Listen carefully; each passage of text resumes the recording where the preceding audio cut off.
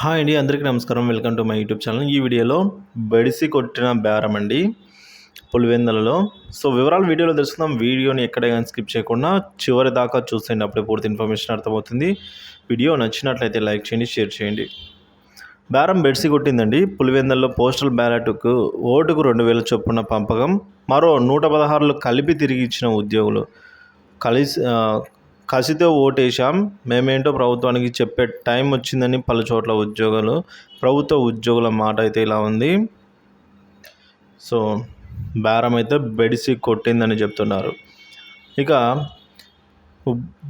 ఉపాధ్యాయులందరూ కూడా postal ballot vote వేయడంతో పాటు విధులకు వెళ్లే ముందుగా కుటుంబ సభ్యులందరినీ కూర్చోబెట్టుకుని ఎవరికి ఓటు వేస్తే మన రాష్ట్రానికి, దేశానికి మంచి జరుగుతుందో అవగాహన కల్పించి చెప్పి మరీ ఓటు వేయించాలి అని అయితే అంటున్నారు.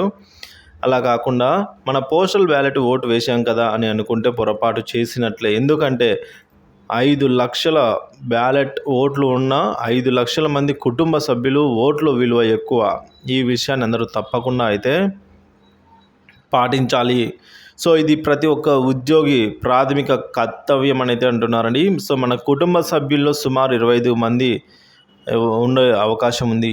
ఎలా అంటే భార్య, భర్తనో, కూతురో, కొడుకో, అత్తనో, మామనో, తల్లి, తండ్రి, బావమరిది, బావ, మరిది, మరదలు, వదిన, తాత, అవ్వ, తమ్ముడు, అన్న, చెల్లి, అక్క, మేనల్లుడు, మేనకోడలు, వియ్యంకుడు, వియ్యపురాలు, మేనమామ, మేనత్త అని చూసుకున్నట్లయితే ఈ విధంగా కనీసం 5 అనేది ఉంటారు అని అయితే చెప్తున్నారు. సో కాబట్టి 5 లక్షలు ఇంటూ 5 చేసినట్లయితే దాదాపుగా 25 లక్షలు.